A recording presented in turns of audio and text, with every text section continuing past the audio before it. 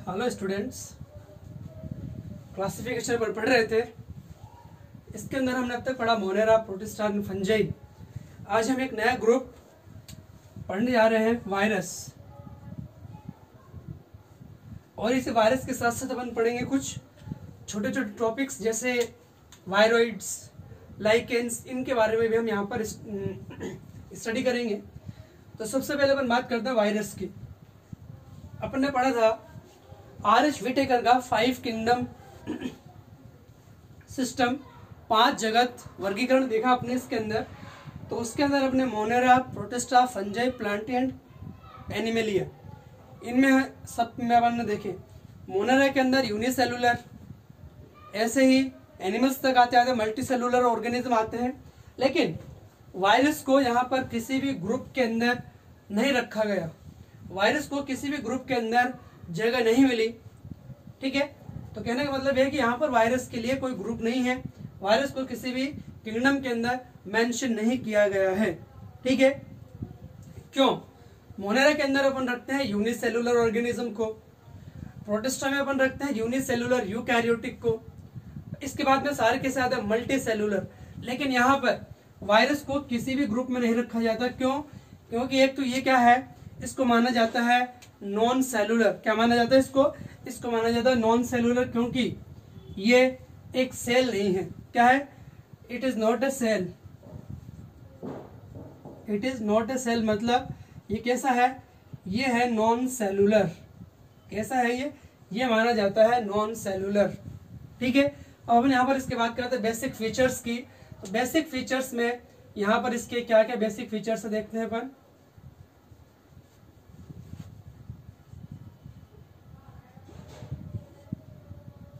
देखो इसके basic features कौन कौन से हैं। ये कैसा होता है? ये होता है इंट्रासेलुलर पैरासाइट। ठीक है, intracellular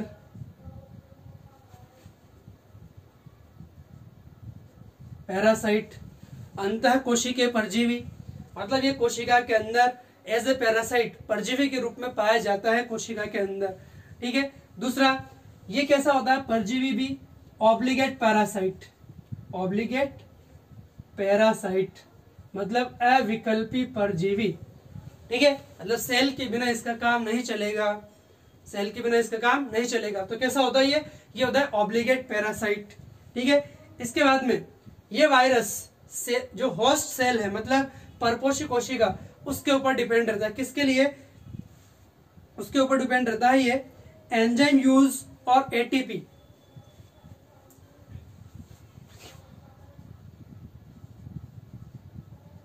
depend on host cell. किसके लिए? अब ये जो होस्ट सेल है ये उसके एंजाइम्स को यूज करेगा।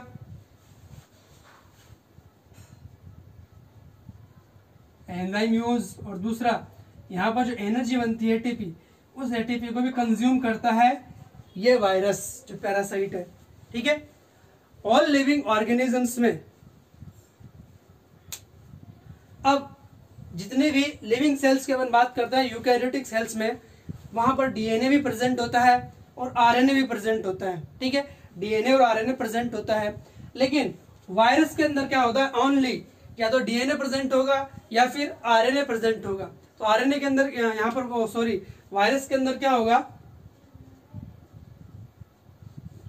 आइदर डीएनए और आरएनए दोनों में से एक प्रेजेंट होगा। यहाँ पर आइदर डीएनए और आरएनए, मतलब या तो आरएनए प्रेजेंट होगा या फिर डीएनए प्रेजेंट होगा। दोनों में से एक प्रेजेंट होगा और वो क्या काम करेगा? As a genetic material. As a genetic material, आनुवंशिक पदार्थ के रूप में इसके अंदर या तो डीएनए पाया जाएगा या आरएनए पाया जाएगा। दोनों में से एक ही पाया जाएगा। जबकि यूकैरियोटिक सेल में अपन बात करते हैं, लिविंग सेल्स के अंदर डीएनए भी पाया जाता है, आरएनए भी पाया जाता है। ठीक है, इसी के अलावा अपन और बात करते हैं वायरस के बारे में। तो वायरस को हम बोल रहे हैं कि इसको किसी भी ग्रुप के अंदर नहीं रखा गया है, क्योंकि ये यहाँ पर एक प्रॉपर सेल नहीं है। वायरस क्या है? वायरस एक प्रॉपर सेल नहीं है, इसके पास में मतलब ये कैसा है, नॉन सेलुलर है। और अपन पढ़ते हैं सेल थ्योरी के अंदर, सेल थ्योरी का एक्सेप्शन, सेल थ्योरी का अपवाद माना जाता है कौन, वायरस, क्योंकि ये सेल थ्योरी को फॉलो नहीं करता, सेल थ्योरी इसके ऊपर अप्लाई नहीं होती है। ठीक है, तो ये एक प्रॉपर सेल नहीं है, ये क्या है, एक्सेप्शन ऑफ सेल थ्योरी।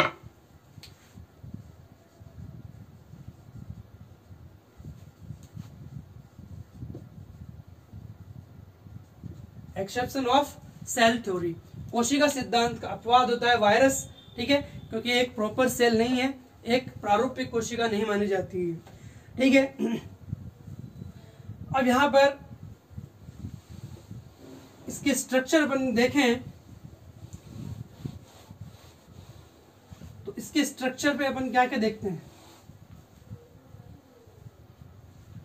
अब ये वायरस अभी अपन ने बताया कि ये क्या है, एक पैरासाइट है, ऑब्लिगेट पैरासाइट, एक सेल के ऊपर डिपेंड रहता है, और वो होस्ट सेल, उस होस्ट सेल के ऊपर जो अटैक करेगा ये, तो वहां पर अटैक करने के लिए क्या करता है, कुछ एंजाइम्स का यूज करता है।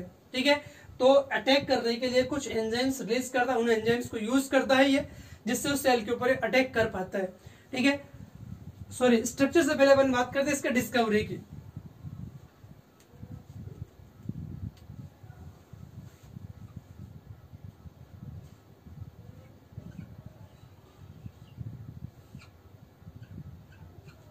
डिस्कवरी की बात करते हैं अपन, तो एक साइंटिस्ट है इवानोवस्की,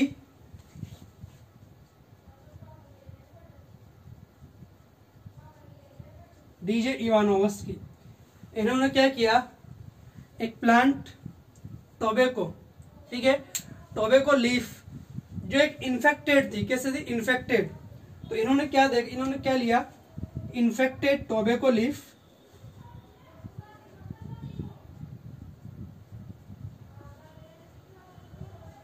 मतलब एक संक्रमित तंबाकू की पत्ती ली, और इसके ऊपर डिजीज कौन सी है, मोज़ेक डिजीज, मोज़ेक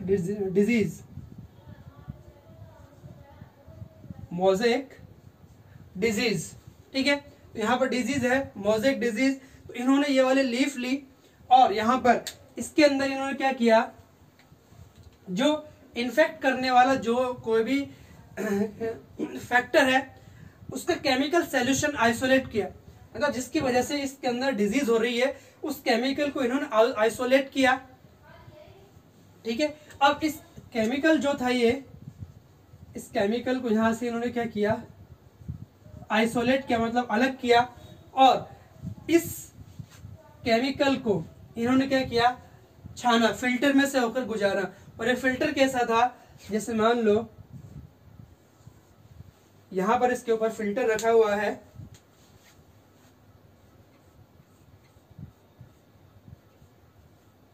ये फिल्टर है, और ये फिल्टर कैसा है, बैक्टीरिया प्रूफ फिल्टर। कैसा है ये है बैक्टीरिया प्रूफ फिल्टर।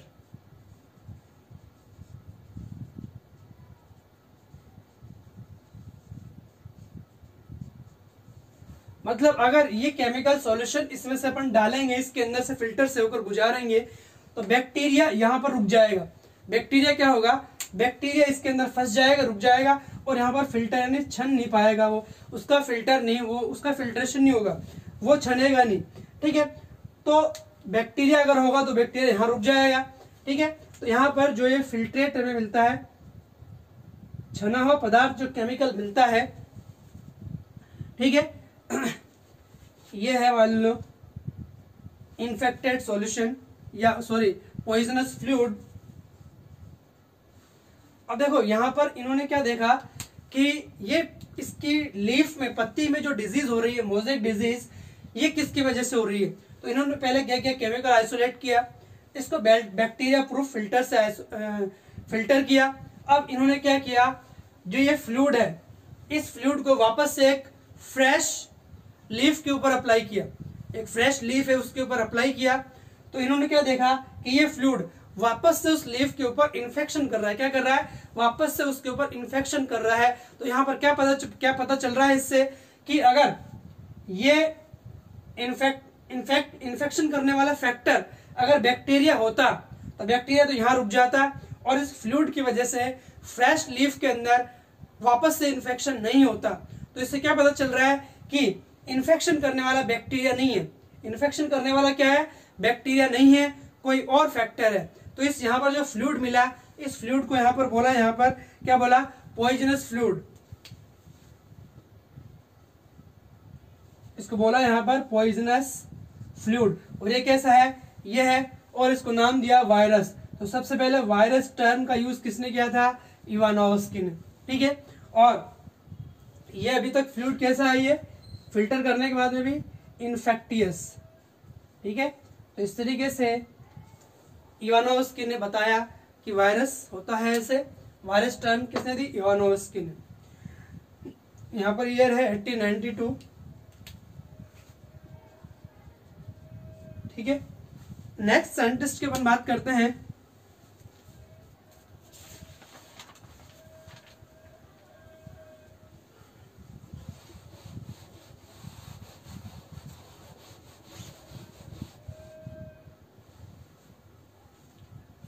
बेजरिक। ठीक है, नेक्स्ट साइंटिस्ट है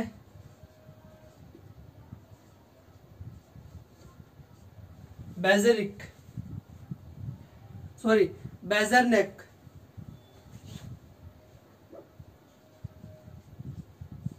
ये साइंटिस्ट है। इन्होंने क्या बताया कि जो टोबैको है, तंबाकू की इन्फेक्टेड लीफ है, उसमें से इन्होंने केमिकल आइसोलेट किया, और ये केमिकल जो आइसोलेट जो इन्होंने किया, ये एक फ्रेश लीफ पे भी क्या कर सकता है? इन्फेक्शन कर सकता है। इसके लिए इन्होंने एक टर्म यूज ली, वो है कंटेजम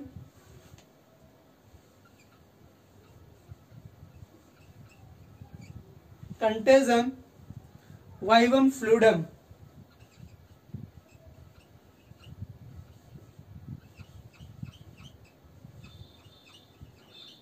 वाइवम फ्लूडम, ये टर्म यूज में ली किसने? बेजरनिक ने।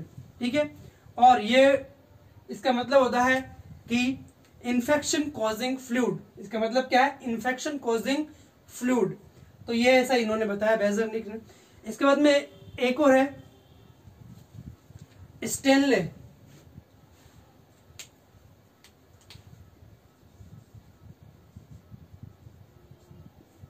स्टेनले, इन्होंने क्या किया?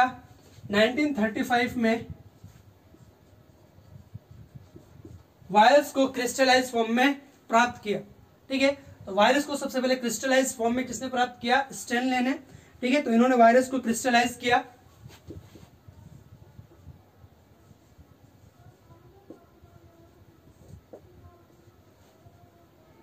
ठीक है, तो वायरस का क्रिस्टलीकरण किसने किया? स्टेनले ने। ठीक है, और इनका क्रिस्टल जो हमें मिलता है वो मोस्टली क्या होता है? प्रोटीन। वो क्या होता है? वो मोस्टली होता है प्रोटीन। ठीक है, तो यहां तक इस डिस्कवरी के बारे में। अब अपन बात करते हैं इसका structure.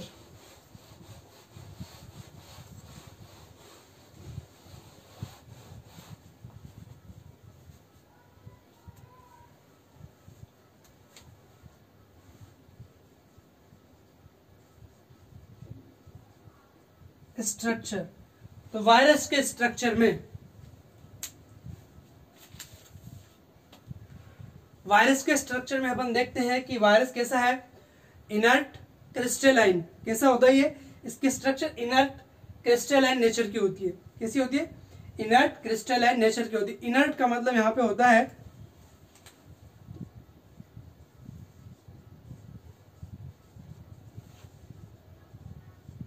Inert crystalline nature. Inert का मतलब होता है किसी से रिएक्ट नहीं करने वाला। ठीक है, इनर्ट मतलब किसी से रिएक्ट नहीं करने वाला, और क्रिस्टलाइन मतलब इसको क्रिस्टल की फॉर्म में, क्रिस्टल रूप में इसको प्राप्त किया जा सकता है। तो इसका नेचर कैसा होता है? इनर्ट क्रिस्टलाइन होता है इसका नेचर। ठीक है, और ये mostly outside of the cell, cell के बाहर क्रिस्टल की फॉर्म में पाया जाता है। मतलब सेल के बाहर यह एक निष्क्रिय क्रिस्टल के रूप में पाया जाता है।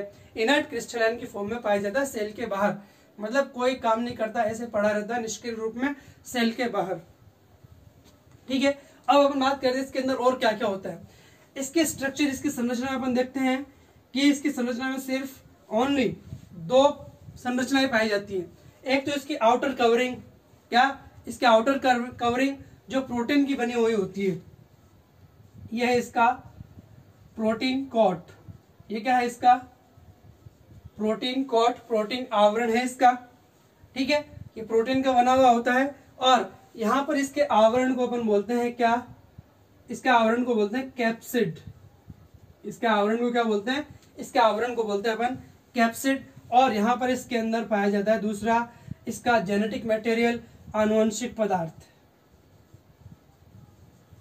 जेनेटिक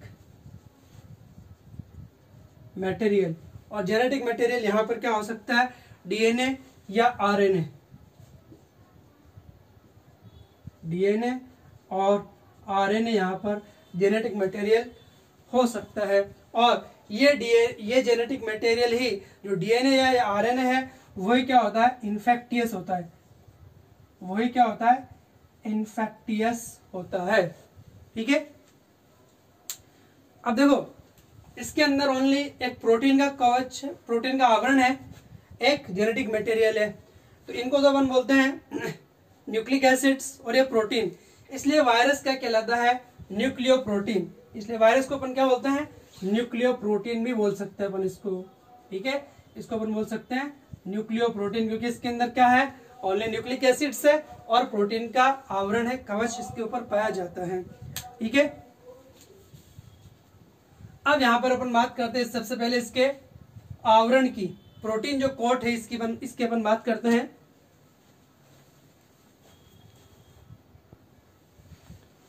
सबसे पहले अपन बात करते हैं किसकी, प्रोटीन कोट, जो इसका आवरण है उसको अपन कहते हैं कैप्सिड।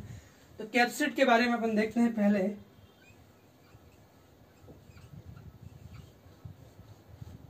कैप्सिड, कैप्सिड क्या है, इस वायरस का प्रोटीन कोट,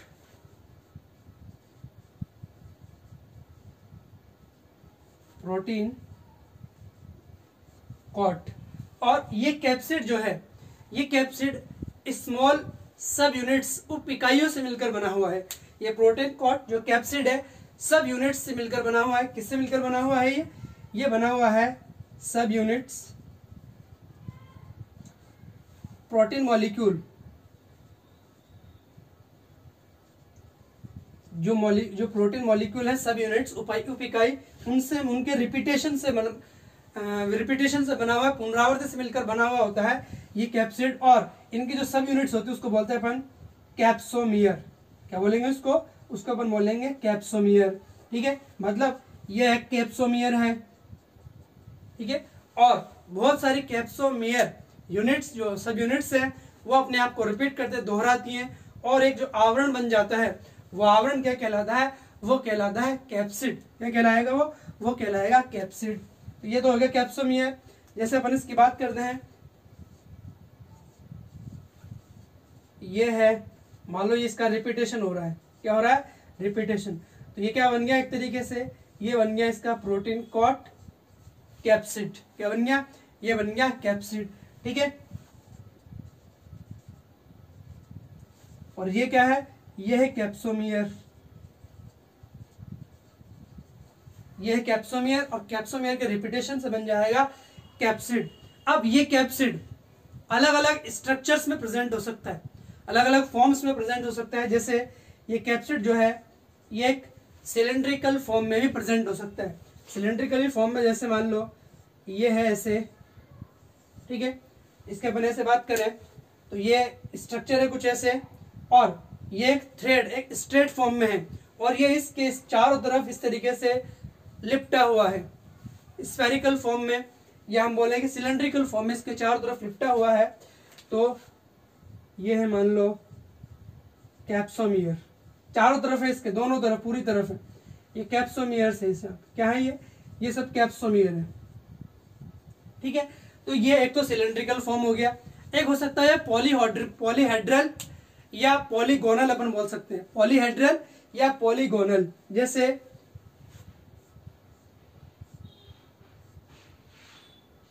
ये हो गया ऐसे, इसके बीच में यहां पर मान लो ये है क्या, ये कैप्सोमियर है, ये क्या है, ये कैप्सोमियर है, ये कैप्सोमियर है, ये क्या है, ये कैप्सोमियर है, ये तो है कैप्सोमियर, और ये पूरा क्या है, ये पूरा है कैप्सिड। ये पूरा क्या है, ये पूरा है कैप्सिड। तो ये कैप्सिड सिलेंड्रिकल फॉर्म में भी हो सकता है, या ये पॉलीगोनल, या हम बोले पॉलीहेड्रल, इस रूप में भी, इस फॉर्म में भी ये पाया जा सकता है। और कभी कभी क्या होता है, ये पॉलीगोनल और पॉलीहेड्रल, सॉरी पॉलीगोनल और सिलिंड्रिकल दोनों फॉर्म में भी पाया जा सकता है। तो ये होता है कॉम्प्लेक्स। ये कैसा होता है, ये होता है कॉम्प्लेक्स। कैसा होगा ये होगा कॉम्प्लेक्स। ठीक है, तो यहाँ पर अपन ने देखा कि कैप्सिड कैसे बनता है, कैसे इसकी स्ट्रक्चर होती है। ठीक है, अब अपन बात करेंगे इसके जेनेटिक मटेरियल की। ठीक है, इसका जेनेटिक मटेरियल कैसा होता है, कौन सा होता है। ठीक है, अब देखो अपन बात कर रहे हैं वायरस की।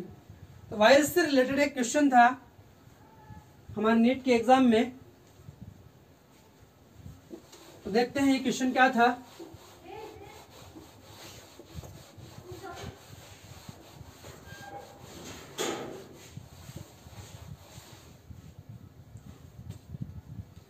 हमारे पास में क्वेश्चन है, विच statement is wrong for virus. Which statement is wrong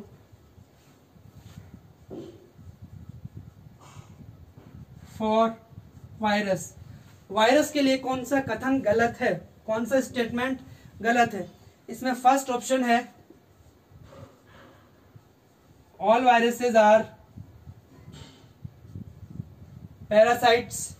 सभी वायरस परजीवी होते हैं, पैरासाइट होते हैं। दूसरा ऑप्शन है, all of them have helical symmetry. All of them have helical symmetry. Next option है, they have ability to synthesize nucleic acids and proteins. They have ability,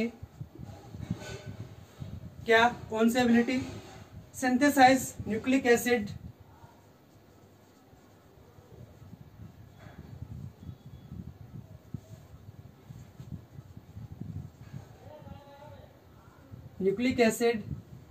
and proteins. मतलब इनके अंदर न्यूक्लिक एसिड और protein बनाने की ability होती है। Next option है, antibiotics have no effect on them.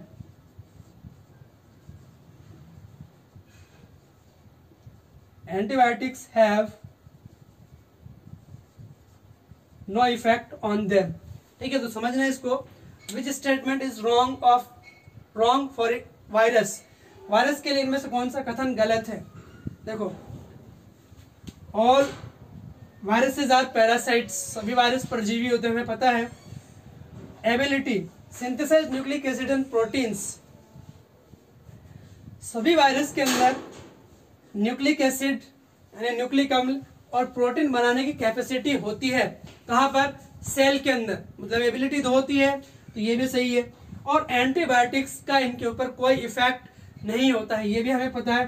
तो ये तीनों सही है। अब ये वाला ऑप्शन जो है, all of them have helical symmetry, सभी वायरस के अंदर कुंडलित सिमेट्री संरचना पाई जाती है। तो ये कोई जरूरी नहीं है यहाँ पर वायरस के अंदर हेलिकल स्ट्रक्चर पाया जाए, सिमेट्री पाई जाए। तो हमारा आंसर हो जाएगा यहाँ पर सेकंड। ठीक है, तो इस तरीके से आंसर आ सकते हैं। ठीक है, अपन पढ़ रहे थे इसके स्ट्रक्चर। एक हमने देखा कैप्सिड। ठीक है, कैप्सिड के बाद में न्यूक्लिक एसिड।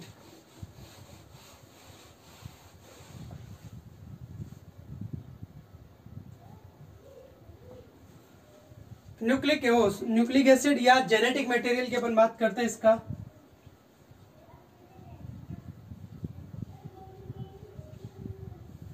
जेनेटिक मटेरियल, तो जेनेटिक मटेरियल हमने देखा अभी यहाँ पर कि इसके अंदर जेनेटिक मटेरियल जो है वो डीएनए या आरएनए हो सकता है। ठीक है, डीऑक्सीराइबोन्यूक्लिक एसिड या राइबोन्यूक्लिक एसिड, दोनों में से एक इसका जेनेटिक मटेरियल हो सकता है। अब डीएनए यहाँ पर डीएनए देखो हमें पता है डीएनए भी सिंगल स्ट्रैंडेड हो सकता है या डबल स्ट्रैंडेड हो सकता है, आरएनए भी सिंगल स्ट्रैंडेड हो सकता है और डबल स्ट्रैंडेड हो सकता है, मतलब एकल रज्जुकीय और द्विरज्जुकीय हो सकते हैं। तो डीएनए की अपन बात करते हैं, डीएनए के अंदर सबसे पहले सिंगल स्ट्रैंडेड डीएनए, यहाँ पर अपन लिख रहे हैं एसएस सिंगल स्ट्रैंडेड डीएनए, एकल रज्जुकीय डीएनए, ठीक है। दूसरा इसके अंदर हो सकता है डीएस डबल स्ट्रैंडेड डीएनए, मतलब द्विरज्जुकीय, जैसे ये तो हो गया सिंगल स्ट्रैंडेड, ये हो गया डबल स्ट्रैंडेड द्विरज्जुकीय, ठीक है। तो अपन देखते हैं यहाँ पर कौन सा वायरस सिंगल स्ट्रैंडेड हो सकता है और कौन सा वायरस डबल स्ट्रैंडेड हो सकता है। तो यहाँ पर एक सिंगल स्ट्रैंडेड वायरस है, इसका एग्जांपल है 5x174, ये वायरस का नाम है जिसके अंदर एक सिंगल स्ट्रैंडेड डीएनए पाया जाता है एज ए जेनेटिक मटेरियल, ठीक है। अब अपन बात करते हैं डबल स्ट्रैंडेड डीएनए की। तो डबल स्ट्रैंडेड डीएनए जिसमें पाया जाता है वो है हेपेटाइटिस वायरस है, ये हेपेटाइटिस, हर्पीज और एक और है हमारे पास में चिकन पॉक्स। तो ये देखा हमने डीएनए इन वायरसेस के अंदर पाया जाता है सिंगल स्ट्रैंडेड और डबल स्ट्रैंडेड। अब अपन बात करते हैं आरएनए की। तो आरएनए में भी सिंगल स्ट्रैंडेड आरएनए और डबल स्ट्रैंडेड आरएनए, ठीक है। तो single stranded mostly single stranded RNA पाया जाता है, ठीक है। तो देखते हैं अपन सिंगल स्ट्रैंडेड आरएनए किसके अंदर पाया जाता है। ये पाया जाता है एचआईवी के अंदर पाया जाता है, इन्फ्लुएंजा के अंदर पाया जाता है,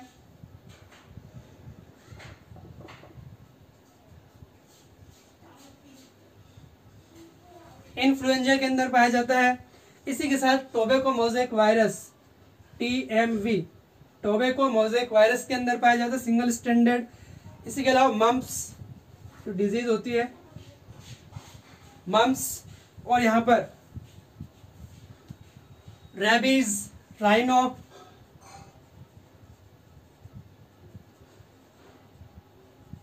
राइनो जो कि एक कॉमन कोल्ड फ्लू है, वायरस है ये वाला। इसी के साथ साथ जो अब आजकल देखते हैं कोविड, इबोला, ये भी कैसे सिंगल स्ट्रैंडेड आरएनए वायरसेस ही होते हैं, ठीक है। अब अपन बात करते हैं इसका डबल स्ट्रैंडेड आरएनए कौन से वायरस के अंदर पाया जाता है। तो ये वायरस पाया जाता है रियो वायरस के अंदर, ठीक है। तो यहाँ पर ध्यान रखने वाला बात कौन सा है, एक तो डबल स्ट्रैंडेड वाला और एक सिंगल स्ट्रैंडेड आरएनए किसके अंदर पाया जाता है। इनके एग्जांपल्स हमें पता होना चाहिए, ठीक है। अब देखो, तो ये देखा आपने कौन सा वायरस किसके अंदर पाया जाता है। अब हमारी एनसीईआरटी के अंदर लिखा हुआ है कि प्लांट्स के अंदर इन्फेक्ट करने वाले वायरस को क्या कहते हैं, बैक्टीरिया के अंदर इन्फेक्ट करने वाले वायरस क्या कहलाते हैं, और एनिमल्स के अंदर इन्फेक्ट करने वाले वायरस क्या कहलाते हैं, ठीक है। तो देखो सबसे पहले अपन बात करते हैं प्लांट्स की। तो वायरस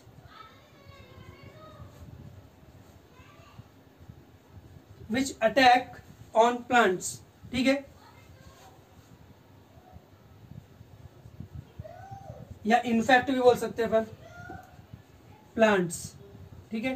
तो इनको अपन क्या बोलेंगे, इनको अपन बोलेंगे फाइटोफाज। क्या बोलेंगे इनको, इनको बोलेंगे अपन फाइटोफाज।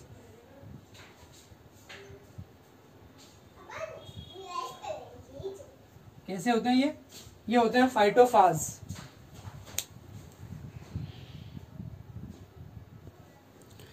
और ऐसे वायरस जो प्लांट्स के अंदर इन्फेक्ट करते हैं, अटैक करते हैं, वो मोस्टली कैसे होते हैं, सिंगल स्ट्रैंडेड आरएनए। वो कैसे होते हैं, ये होते हैं सिंगल स्ट्रैंडेड आरएनए। ये हमारी एनसीईआरटी में बिल्कुल लिखा हुआ है ऐसे कैसे। प्लांट्स के अंदर इन्फेक्ट करने वाले आरएनए वायरसेस कैसे होते हैं, सिंगल स्ट्रैंडेड वाले आरएनए, वो सिंगल स्ट्रैंडेड आरएनए वाले वायरस होते हैं। नेक्स्ट अपन बात करते हैं बैक्टीरिया की। Virus which attack in bacteria, bacteria में इन्फेक्ट करने वाला वायरस हम जानते हैं क्या कहलाते हैं, बैक्टीरियोफाज। ठीक है, बैक्टीरियोफेज कहलाता है ये। ठीक है, और यहाँ पर बैक्टीरिया में इन्फेक्ट करने वाला वायरस ये मोस्टली होते हैं डबल स्ट्रैंडेड डीएनए। कैसे होते हैं ये होते हैं डबल स्ट्रैंडेड डीएनए, ध्यान रखना। प्लांट्स में इन्फेक्ट करने वाले सिंगल स्ट्रैंडेड आरएनए, बैक्टीरिया में इन्फेक्ट करने वाले डबल स्ट्रैंडेड डीएनए होते हैं। अब अपन बात करते हैं एनिमल्स की। Virus which attack on animals. ठीक है, तो एनिमल्स के ऊपर अटैक करने वाले वायरसेस को अपन बोलेंगे ज़ूफाज। क्या बोलेंगे यहाँ पर इसको बोलेंगे अपन ज़ूफाज। तो एनिमल्स पे अटैक करने वाले ज़ूफाज। और यहाँ पर इनके अंदर जेनेटिक मटेरियल देखो कौन कौन सा हो सकता है। यहाँ पर सिंगल स्ट्रैंडेड आरएनए भी हो सकता है इनके अंदर, सिंगल स्ट्रैंडेड आरएनए भी हो सकता है, या फिर हम बोले डबल स्ट्रैंडेड आरएनए भी हो सकता है। ठीक है, और इसी के साथ यहाँ पर जो डीएनए है वो डबल स्ट्रैंडेड डीएनए वाला वायरस भी पाया जा सकता है। ठीक है, देखो हम समझ रहे हैं इसको। वायरस जो प्लांट्स पर अटैक करते हैं फाइटोफेज कहलाते हैं, और ये mostly single stranded RNA virus होते हैं। बैक्टीरिया पर अटैक करने वाले बैक्टीरियोफाज, और ये कैसे होते हैं डबल स्ट्रैंडेड डीएनए वायरस होते हैं। और एनिमल्स पर अटैक करने वाले ज़ूफाज अपन बोल सकते हैं, और इनके अंदर सिंगल स्ट्रैंडेड आरएनए वायरस भी हो सकते हैं, डबल स्ट्रैंडेड आरएनए वायरस भी हो सकते हैं, और डबल स्ट्रैंडेड डीएनए वायरस भी हो सकते हैं। तो यहां तक अपन ने बात की इसके स्ट्रक्चर की। ठीक है, तो यहां तक स्ट्रक्चर हमने देखा इसके में, इसमें प्रोटीन कोट और यहां पर होता है जेनेटिक मटेरियल।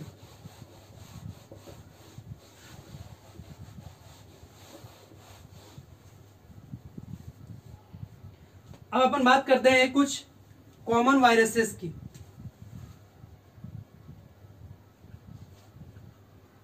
जो हमारी एनसीईआरटी में डायग्राम दिया हुआ है, एक तो है टोबैको मोज़ेक वायरस। ठीक है, TMV।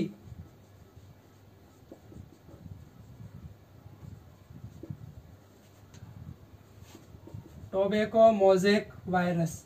ठीक है, इसके अंदर हमने देखा अभी प्लांट में इन्फेक्ट करने वाला वायरस, उनके अंदर जेनेटिक मटेरियल कौन सा होता है, mostly single stranded RNA.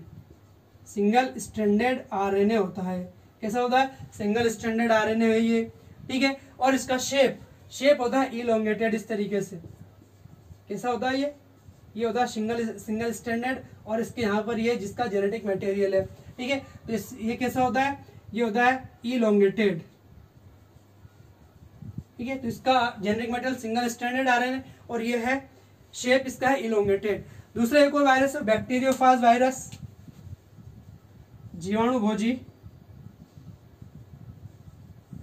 Bacteriophage, bacteria infect करने वाला, तो इसके अंदर जेनेटिक मटेरियल कैसा हो जाएगा, डबल स्ट्रैंडेड डीएनए। कैसा हो जाएगा, डबल स्ट्रैंडेड डीएनए। इसके स्ट्रक्चर दे रखी है हमारे कुछ ऐसे।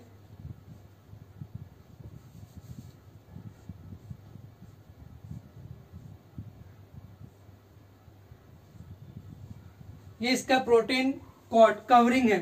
ठीक है, और इस वाले पार्ट को यहां पर बोलते हैं हेड। क्या बोलते हैं इसको बोलते हैं हेड। ठीक है, यहां पर ये एक ऐसे स्ट्रक्चर है, इसको बोलते हैं कॉलर। ठीक है, इसका जेनेटिक मटेरियल होगा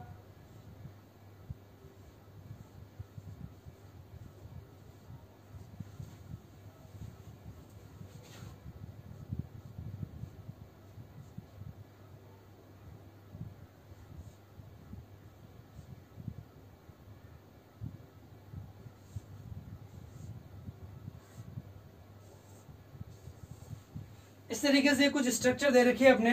ये हेड हो गया इसका, और ये वाला पार्ट कहलाता है टेल। ये क्या कहलाता है, ये कहलाता है टेल। और यहाँ पर जो ये स्ट्रक्चर निकली हुई है ऐसे, इनको बोलते हैं टेल फाइबर्स। ये क्या कहलाते हैं, ये कहलाते हैं टेल फाइबर्स। ये कहलाएंगे टेल फाइबर्स। ये वाला हो गया शीथ, इसको क्या बोलेंगे, इसको बोलेंगे शीथ। और ये वाला पार्ट हो गया कॉलर। ठीक है, तो तो इस तरीके से स्ट्रक्चर दी हुई है अपने बैक्टीरियोफाज वायरस की। इसके पॉइंट्स अपन को ध्यान रखने हैं, कौन सा पॉइंट क्या होता है, ठीक है। तो ये 2 वायरस का अपना डायग्राम दिया हुआ है। तो यहाँ पर ये वाला पार्ट अपना हो गया। इसके बाद में हम देखेंगे लाइफ साइकिल। लाइफ साइकिल यानी कि कोई वायरस कोई सेल के अंदर कैसे इन्फेक्ट करता है, ठीक है। तो इसका लाइफ साइकिल अपन नेक्स्ट क्लास में इसको डिस्कस करेंगे कि एक वायरस कैसे दूसरे सेल के अंदर इन्फेक्शन करता है।